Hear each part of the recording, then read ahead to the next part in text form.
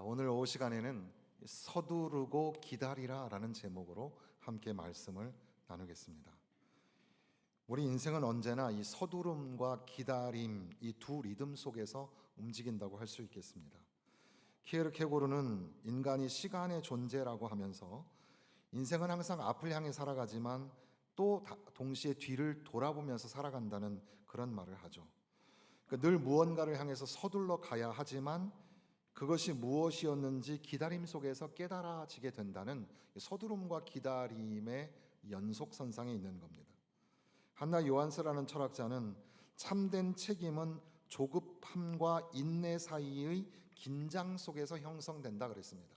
그러니까 어떻게 보면 서두름과 기다림 그 사이의 연속선상에서 우리는 진정한 책임을 누리게 된다는 거죠. 서두르지 아니하면 놓치겠죠. 그러나 기다리지 아니하면 미숙하게 될 겁니다. 월터 브루그만이라는 신학자는 Materiality as Resistance라는 책에서 시간은 우리가 가진 물질적 요소 중 하나이며 기독교인은 이 시간을 소비의 속도 문화에 빼앗기지 말고 하나님의 선물로 다시 붙잡아야 한다. 빠름의 문화 속에서 기다림을 배우는 것은 단순한 인내가 아니라 저항적 신앙의 행위라는 그런 의미가 되겠습니다. 아무튼 서두름과 기다림 이 단어를 들으시면 어떠세요? 서두르다와 기다리다 반대말이죠. 그러니까 언어의 아이러니라고 할 수 있겠습니다. 서두른다는 것은 시간을 단축하는 행위고 기다린다는 것은 시간을 늘린다는 행위이거든요. 겉으로는 모순처럼 보이지만 이 신앙은 두 가지를 동시에 요구하게 되죠. 그러니까 우리가 연주를 들었지만 그 연주 안에는 포르테와 안단테가 있어서 빨랐다가 느렸다가 셌다가 작았다가 이렇게 하는 그런 악상이 있는 것처럼 우리의 인생의 리듬에도 서두름과 기다림이 있다는 사실이죠. 전도자는 바로 이 점을 꿰뚫어서 범사에 기한이 있고 천하만사가 다 때가 있다. 때로는 서둘러야 하고 때로는 기다려야 한다는 것을 우리에게 말씀하고 있는 겁니다. 이 말씀들을 우리가 성경의 그 배경 속에서 몇 가지를 우리가 선택해 본다면 세 가지 정도만 함께 나누겠습니다. 첫 번째는 출애굽 사건을 한번 생각해 보십시오. 출애굽 사건에서 12장 11절에 보면 허리에 띠를 띠고 발에 신을 신고 손에 지팡이를 잡고 급히 먹으라. 이것이 여호와의 유월절이니라. 이스라엘의 구원의 순간 이때에는 지체 없이 순종해야 했습니다. 즉각적으로 먹고 서서 먹고 빨리빨리 가야 되는 그런 상황이었습니다. 그러니까 이스라엘이 출애굽을 할 때에는 그 구원의 때에는 급히 서둘러야 했다는 사실입니다. 그런데 이스라엘이 순종하여 홍해를 가르고 광야에 들어서서 그들은 불과 몇 주 또는 한 달이면 통과했을 그 광야를 40년을 돌게 됩니다. 약속의 땅에 곧장 들어간 것이 아니라 광야에 40년의 기다림이 있었다는 사실이죠. 구원은 서두름으로 얻고 성숙은 기다림 속에서 완성된다는 것을 보여주는 이스라엘의 역사입니다. 구약의 많은 선지자들과 시편의 메시지를 통해서도 우리는 생각해 볼 수 있는데 이사야서 55장 6절에 보면 여호와를 만날 만한 때에 찾으라 가까이 계실 때에 그를 부르라. 하나님을 부를 시간이 있다는 거죠. 그때에 즉각적으로 순종하고 하나님 아버지를 찾고 불러야 한다는 겁니다. 호세아 6장 2절에 여호와께서 이틀 후에 우리를 살리시며 제3일에 우리를 일으키시리니 하나님 앞에 돌아오면 하나님이 즉각적으로 돌이키시고 즉각적으로 우리를 살리신다고 말씀하시는 겁니다. 빨리 회개하고 빨리 돌아오라는 겁니다. 예레미야가 3장 31절 32절 주께서 그 본심으로 영원히 버리지 아니하시며 인자하심의 크므로 긍휼을 베푸심이라. 하나님 앞에 눈물 쏟고 하나님 앞에 회개하며 돌아오면 그러니까 회개를 담은 회개를 수반한 열매를 맺을 때 회개에 합당한 열매를 맺을 때 그때 하나님께서 우리에게 자비와 긍휼을 베풀어 주신다는 겁니다. 그러니까 이 구원의 선포 회개하고 돌아오라 하시는 하나님의 말씀 앞에 우리는 즉각적인 순종이 굉장히 중요하다라는 거죠. 순종하는 것, 회개하고 순종하는 것. 여기에는 시간의 긴박성이 있다라는 것을 우리가 생각해 볼 수가 있습니다. 그런데 동시에 시편 기자는 이렇게 말하죠. 내 영혼이 여호와를 기다리며 나는 그 말씀을 바라는도다. 파수꾼이 아침을 기다림보다 내 영혼이 주를 더 기다리나이다. 성경에는 매우 반복적으로 기다림이라는 단어를 표현하고 있습니다. 그러니까 서둘러 회개하고 서둘러 즉각적으로 순종하기를 요구하시는 하나님은 동시에 우리로 하여금 기다려라, 그리고 또 기다려라 이렇게 말씀하시는 겁니다. 하박국 선지자도 선포하기를 비록 더딜지라도 기다리라, 지체되지 않고 반드시 응하리라. 하나님의 약속의 말씀은 반드시 성취되니 기다리라는 겁니다. 근데 우리의 요구사항은 언제나 하나님 앞에 즉각적으로 순종하고 회개하라는 말에는 뜸을 들이지만 우리의 요구사항 앞에서는 우리는 인내하지 못하죠. 하나님 언제까지 참으라는 겁니까? 하나님 왜 내 기도는 들어주지 않는 겁니까? 신앙의 기다림은 절망이 아니라 말씀을 붙드는 소망의 기다림이죠. 그러니까 우리는 하나님의 말씀에 순종하고 즉각적으로 순종하고 하나님 앞에 회개하고 우리에게 하나님의 말씀이 던져졌을 때 그 말씀이 우리를 찌르고 아프게 할 때 그때 빨리 회개하고 빨리 순종하고 서둘러서 순종하고 그리고 하나님의 구원의 은혜를 기다리면서 소망 중에 믿음 중에 기다리면서 하루를 버티고 살아내는 것, 서두름과 기다림의 연속선상이라고 할 수가 있겠습니다. 우리 신약 성경에 와서 이 바울 사도의 가르침을 생각해 보면 바울도 역시 상당히 시간에 관한 얘기를 많이 하죠. 로마서 13장에 보면 지금은 깰 때가 벌써 되었으니 밤이 깊고 낮이 가까웠으니 지금은 깨어 서둘러야 한다, 이런 표현을 자꾸 반복합니다. 피곤한 인생이죠 우리는. 저도 한 3일 4일씩 잤으면 좋겠어요. 허리가 막 베기고 못 일어날 정도로, 아파서 일어나야 될 정도로 잠을 자고 싶죠. 저는 또 걱정이 많으면 잠을 자요. 어떻게 저렇게 걱정이 많은데 잠을 자나. 근데 저는 그냥 자요. 걱정이 많으면 코를 많이 골면서 자요. 참 우리 모두는 피곤한 인생을 삽니다. 좀 쉬었으면 좋겠죠. 그런데 성경은 우리에게 이 자다와 깨다의 메타포를 사용하면서 지금은 잘 시간이 아니다, 지금은 일어나야 될 시간이다, 이걸 알람이라고 하죠. 알람. 우리가 따르릉 따르릉 하면서 일어나라는 거죠. 일어나라, 일어나라. 지금은 잘 때가 아니라 일어날 때다, 빨리 일어나라, 이렇게 말씀하시는 겁니다. 그런데 동시에 로마서에는 보지 못하는 것을 바라면 참음으로 기다릴지니라, 그 완성은 소망의 기다림이라고 다시 한번 반복을 하거든요. 에베소서 5장에는 너희가 어떻게 행할지를 자세히 주의하여 지혜 없는 자 같이 하지 말고 오직 지혜 있는 자 같이 하여 세월을 아끼라, 때가 악하니라. 세월을 아끼라, 시간을 소중하게 생각하라는 겁니다. 지금 이 시간이 굉장히 중요하죠. 전도서 이 시편 90편에 보면 그런 말씀이 있지 않습니까? 우리에게 우리 날 계수함을 가르치사 지혜로운 마음을 얻게 하소서. 그러니까 인생이 금방 지나가더라는 거죠. 70, 80이 금방 지나가는데 주여 우리에게 우리 날 계수함을 가르치사 지혜로운 마음을 주옵소서. 결국 지혜로운 마음이라는 것은 시간에 대한 생각입니다. 시간은 돌이킬 수 없는 거구나. 시간은 금보다 귀한 것이구나. 소중한 시간을 내가 어떻게 다루어야 할까? 그게 바로 지혜로운 마음이라고 할 수 있겠습니다.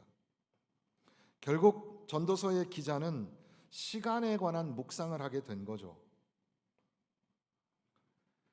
범사에 기한이 있고 천하만사가 때가 있나니 기한이라는 이 즈만이라는 히브리어는 정해진 객관적인 시기이고 때라는 말이 나오는데 이것은 하나님이 개입하시는 결정적인 순간. 물론 이 단어들이 혼용해서 사용되기도 하지만 그래서 헬라어로 우리는 크로노스와 카이로스가 있다 이렇게 말을 하기도 합니다.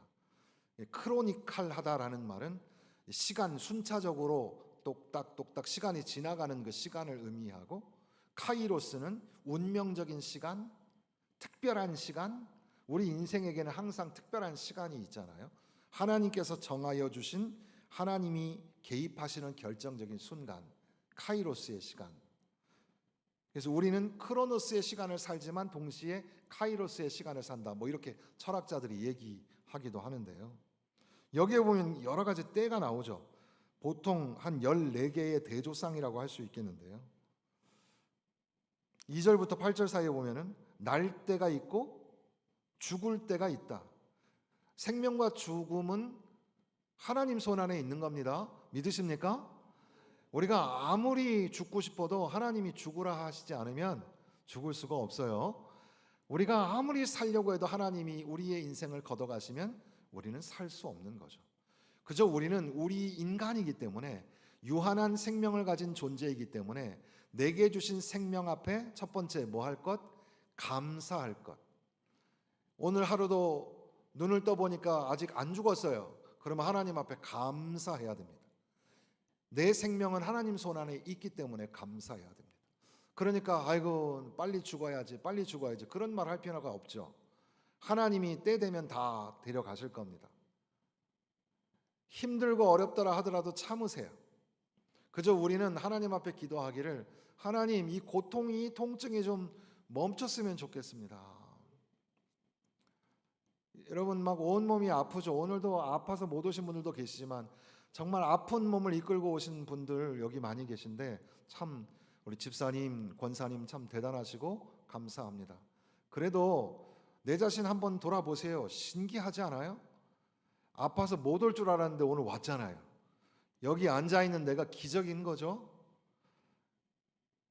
하나님께 생명이 있고 하나님께 죽음이 있다.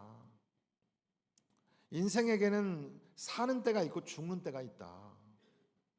때 저물어 날 이미 어두니라는 이 찬송가가 우리에게 주는 의미가 그런 겁니다.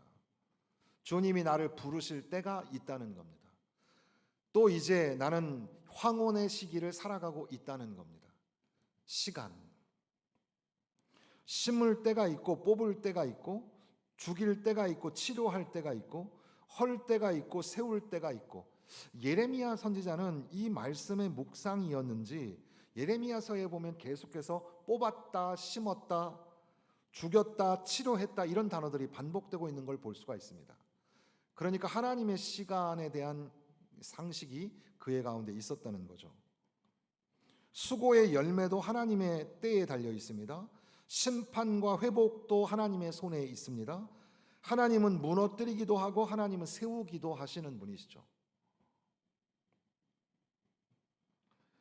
울 때가 있고 웃을 때가 있다. 애통할 때가 있고 춤출 때가 있다. 인간의 감정도 하나님의 시간 안에 있습니다. 예수님께서도 그 산상수훈을 누가복음 버전으로 보면 우는 자는 복이 있나니 웃을 것이다. 우는 자가 복이 있다.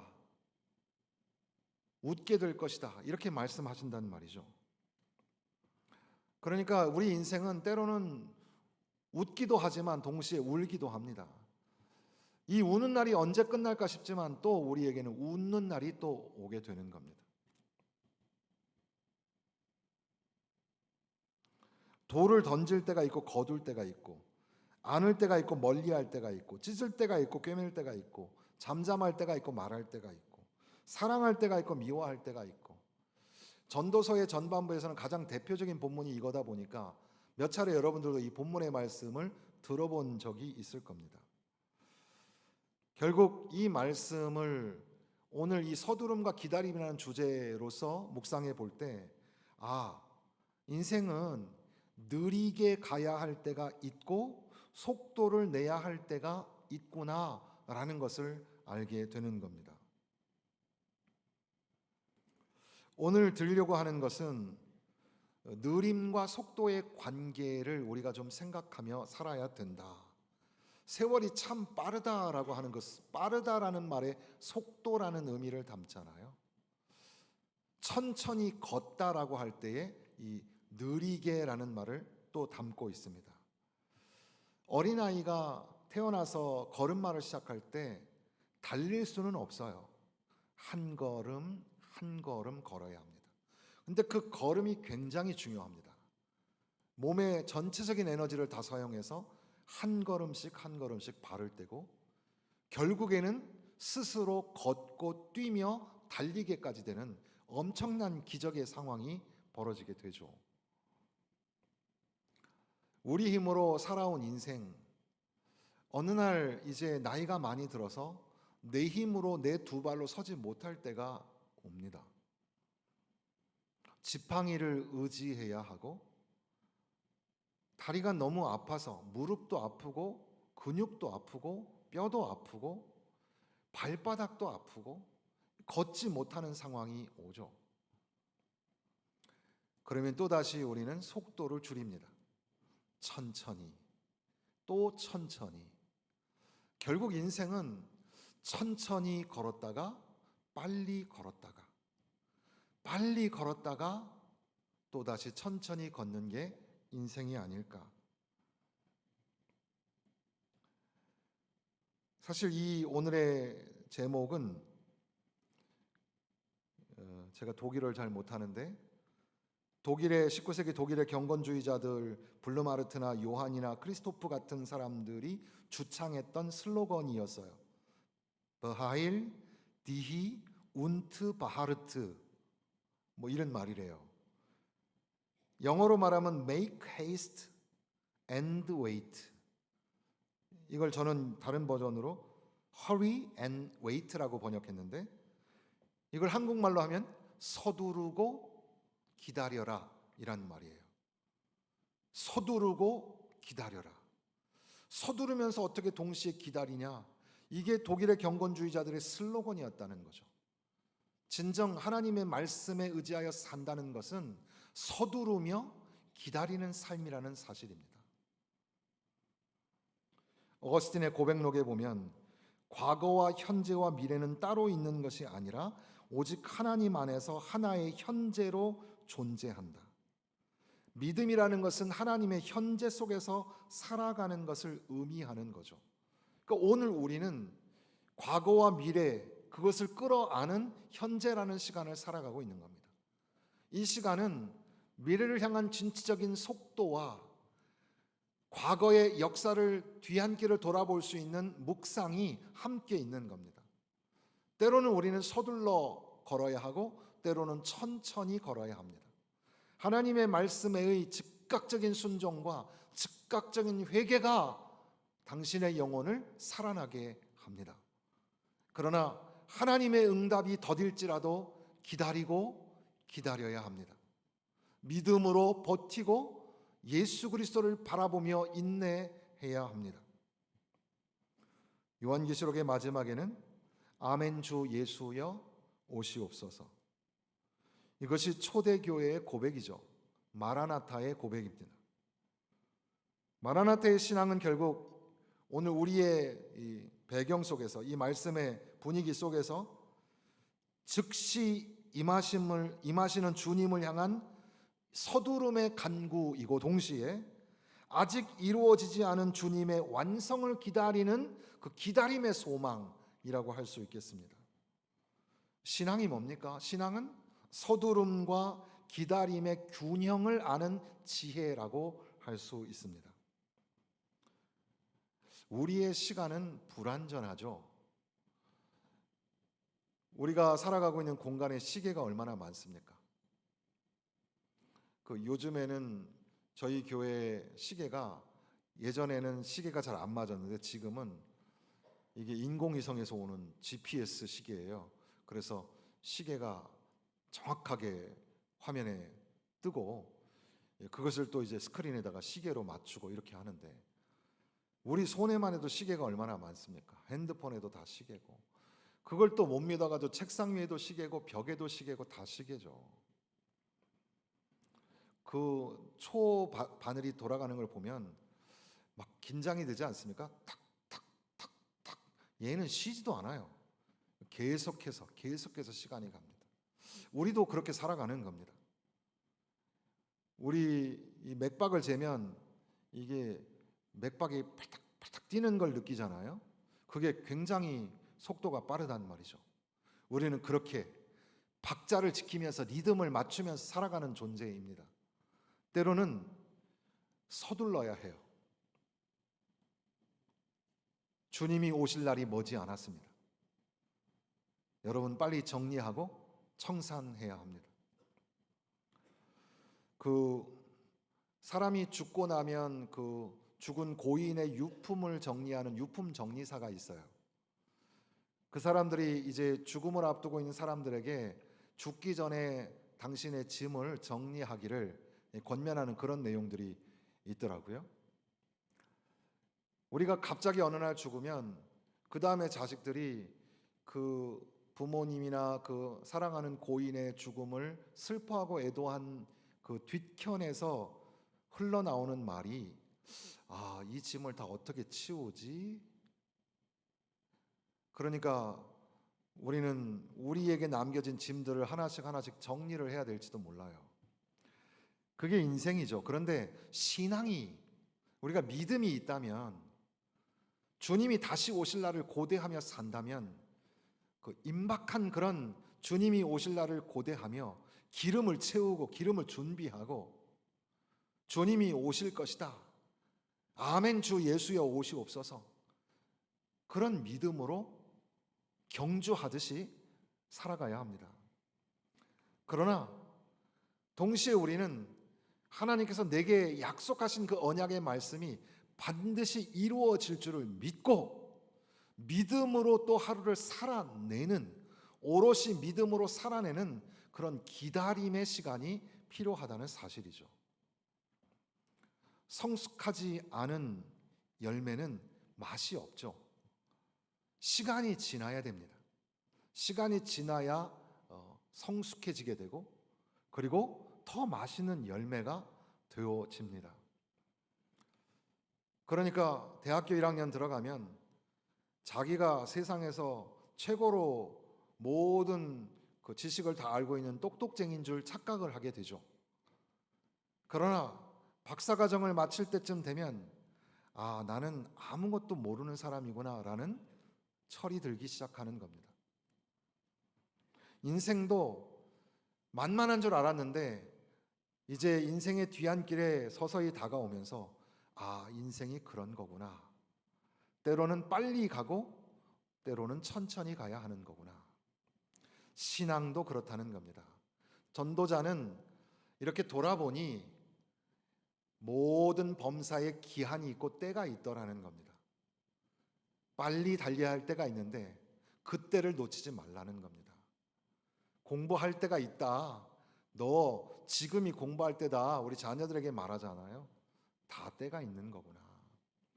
사랑하는 성도 여러분, 하나님의 말씀이 여러분들에게 임하고 하나님께서 여러분들에게 도전하시는 말씀을 민감하게 들으십시오.